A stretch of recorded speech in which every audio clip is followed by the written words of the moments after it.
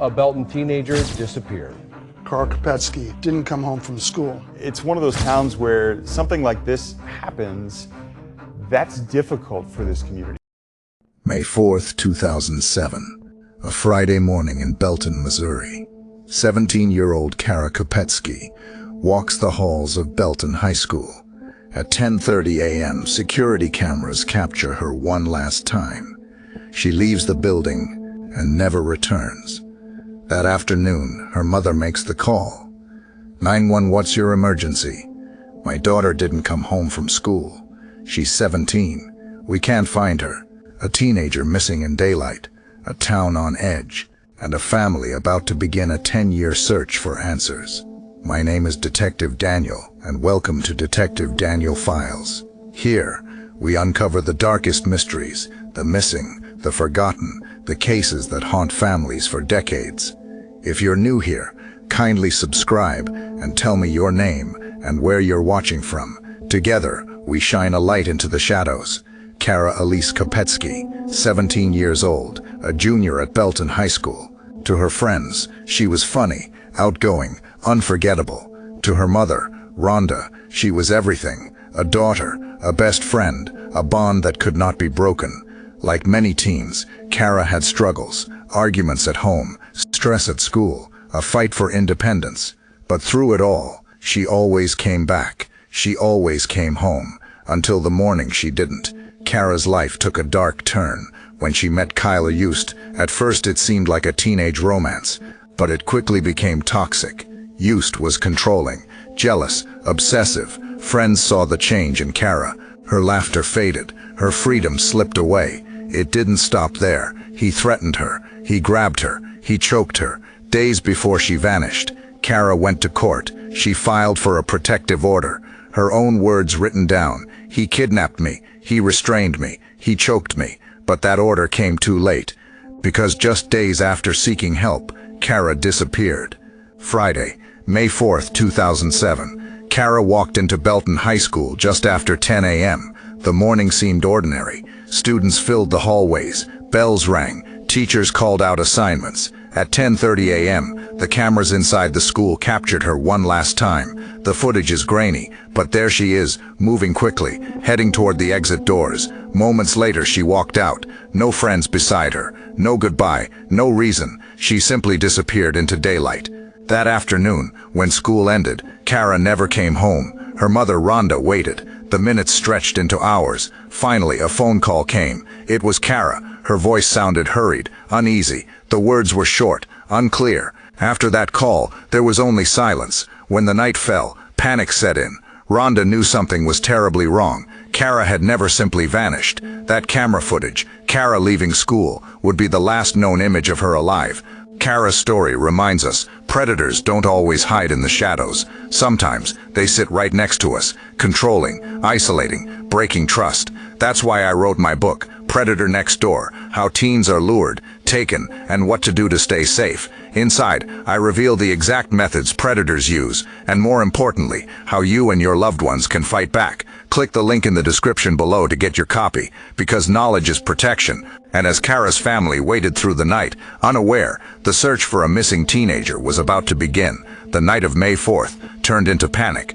Kara's mother, Rhonda, called friends. She drove through the neighborhood. She searched the places Kara usually went, but there was no sign. By midnight, the fear was overwhelming. This wasn't a runaway. This wasn't normal. Something was wrong. The next morning, the family acted quickly. Missing posters were printed. Her photo, smiling, 17, hopeful, was taped to doors, windows, streetlights.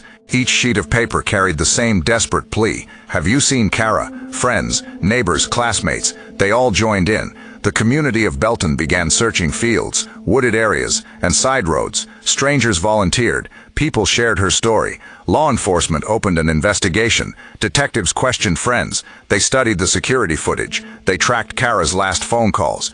Every lead mattered. Every hour felt critical. But as the search widened, the silence deepened. No trace of Kara. No evidence of where she went. Only unanswered questions. As the days turned into weeks, investigators began to focus on one name, Kylr Yust. He wasn't just Kara's ex-boyfriend. He was the storm behind her final months. Friends told police what they had seen. Arguments that turned violent, threats whispered in anger, bruises that didn't come with explanations. Kara herself had told them she was scared. She feared what he might do. She feared he wouldn't let her go. One friend remembered her saying, "If anything ever happens to me, it'll be because of him." The reports stacked up. Controlling behavior, jealous rage, a pattern of abuse. To police, the picture was becoming clear. Kylr Yust wasn't just a boyfriend left behind. He was a prime suspect.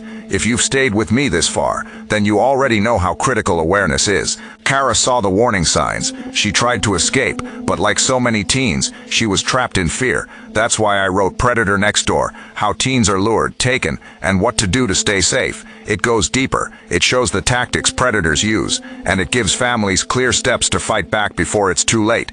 Don't wait for a tragedy. Click the link in the description to get your copy, because protecting your loved ones starts with knowing the danger.